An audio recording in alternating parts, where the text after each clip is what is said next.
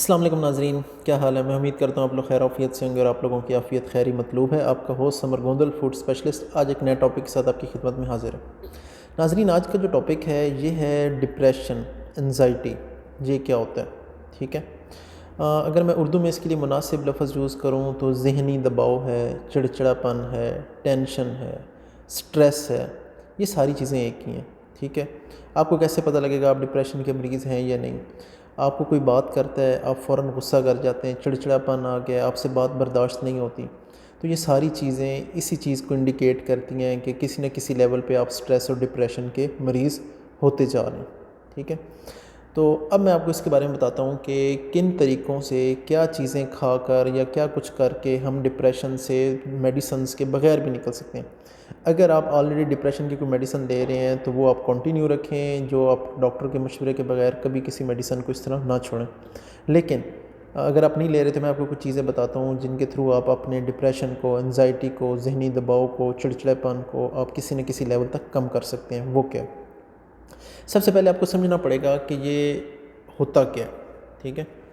मैं आपको बताता हूँ कि जो डिप्रेशन है ये कोई ऐसी चीज़ नहीं है कि आप ब्लड का सैंपल देंगे तो वो आपको बता देंगे जी आप तो डिप्रेशन के मरीज़ हैं या ज़हनी तनाव के या किस तरह की आपको स्ट्रेस है, ये टेंशन है। नहीं, इस तरह कुछ भी नहीं होता। ठीक है।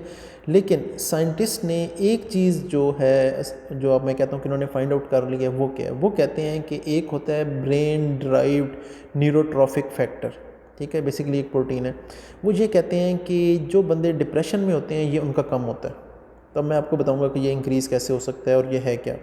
अच्छा, साइंटिस्ट ने बड़ी कोशिश की है कि ये जो ब्रेन ड्राइव न्यूरोट्रॉफिक फैक्टर है ना, इसे नर्वस सिस्टम में इंजेक्ट किया जाए ताकि बंदे डिप्रेशन से निकल सकें।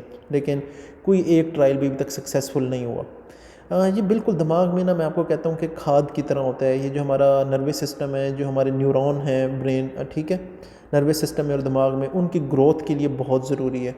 एक चीज़ हो गया कि वो लॉन्ग टर्म रह सकें, उनके सर्वाइवल के लिए और उनकी मेंटेनेंस के लिए, यानी कि जो छोटी मोटी तोड़ फोड़ उनकी रिपेयरमेंट है उसके लिए ये बहुत ज़्यादा ज़रूरी होती है। ये ब्रेन ड्राइव न्यूरोट्रॉफिक फैक्टर का हमें ओवरऑल क्या क्या फ़ायदा होता है? आप जो किसी चीज़ को लर्न करते हैं उसमें इसके बड़ा पॉजिटिव इम्पैक्ट है। ठीक है। लॉन्ग टर्म मेमोरी, जो कई सालों तक अपने बात याद रखनी है, उसमें ये आपको बहुत ज़्यादा हेल्पफुल होता है। और एक और चीज़, ये जो इंसान की एबिलिटी है ना, आप मिसाल के तौर पे कहीं भी जाते हैं, कोई तब्दीली आती है या कोई आप चैलेंज फेस करते हैं, उस चीज़ को जो आप टॉलरेट करते हैं, उससे लड़ सकते हैं और उसके हिसाब से अपने आप को ढाल लेते हैं, उसमें ये बहुत ज़्यादा ज़रूरी होता है। ठीक है। अब आ जाते हैं कि किस तरीके से आप इन चीज़ों को, यानी कि ब्रेन ड्राइव न्यूरोट्रॉफिक फैक्टर जो है इसे इंक्रीज़ कर सकें ताकि आप डिप्रेशन से खुद ही बाहर आ जाएं। सबसे पहली चीज़ जो आप कर सकते हैं वो है गहरी नींद। कम अज़ कम 7 से 9 घंटे, 9 घंटे तो बहुत बेहतर है, नहीं तो कम अज़ कम 7 घंटे आपने नींद ज़रूर लेनी है। और वो नींद ऐसी नहीं होनी चाहिए कि 2 घंटे बाद उठ रहे हैं, फ़ोन आ रहा है। नहीं, फ़ोन को स्विच ऑफ करें, साइलेंट मोड पे करें और सो जाएं। ठीक है। तो इससे क्या होगा कि आपका जो ये ब्रेन ड्राइव न्यूरोट्रॉफिक फैक्टर है ये इंक्रीज़ होगा, तो आप डिप्रेशन से बाहर आना शुरू करते हैं। दूसरा क्या है? एक्सरसाइज करें। एक्सरसाइज जो है ये आपको स्ट्रेस से बड़ी जल्दी बाहर निकालती है। क्यों? आपका ध्यान टोटली डाइवर्ट हो जाता है। ऑन अ डेली बेसिस कम से कम 30 मिनट वॉक करें, एक्सरसाइज करें, बहुत बेहतर है। सूरज की रोशनी में बैठें। एक तो आपको वो विटामिन डी देता है, लेकिन इसके अलावा जो ये ब्रेन ड्राइव न्यूरोट्रॉफिक फैक्टर है इससे भी वो इंक्रीज़ करता है। अच्छा, अगली क्या चीज़ आ जाती है? इंटरमिटेंट फास्टिंग, यानी कि रोज़े की तरफ जाएँ, भूखा रहना। कोशिश करें कि 12 से 14 घंटे, 15 घंटे रोज़ाना भूखे रहें। लेकिन स्पेशली इसके हवाले से, डिप्रेशन के हवाले से क्या कहते हैं कि एक दिन आप नॉर्मल लाइफ जैसे खाना पीना है उस तरह करें, दूसरे दिन आप 600 से ज़्यादा कैलोरीज़ ना लें। ठीक है। तकरीबन ऑन एवरेज 2000 कैलोरीज़ चाहिए होती हैं, तो आप क्या करें, 600 से ज़्यादा कैलोरीज़ ना लें। कि दूसरे दिन आप कम से कम अपने आप को 15 घंटे, 14 घंटे, 16 घंटे भूखा रखें। उससे 400% तक ये ब्रेन ड्राइव न्यूरोट्रॉफिक फैक्टर, जो बेसिकली एक प्रोटीन है, ये इंक्रीज़ होना शुरू हो जाता है। कीटो डाइट की तरफ हैं। कीटो डाइट के मुराद क्या है कि आप कार्बोहाइड्रेट से परहेज़ करें। ठीक है। यानी कि गोश्त लें, मच्छी लें, सब्जियां लें, नट्स लें, इस तरह की चीज़ें आप लें। ठीक है। आप चावलों से दूर भागें, मैदे से दूर भागें, इस तरह की चीज़ों से आप दूर जाएं।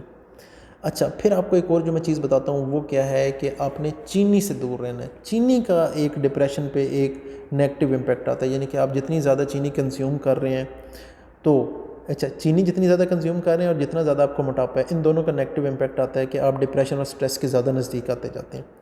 फिर एक मैग्नीशियम, हमारी बॉडी में एक मिनरल है, ठीक है, हम खाने से लेते हैं।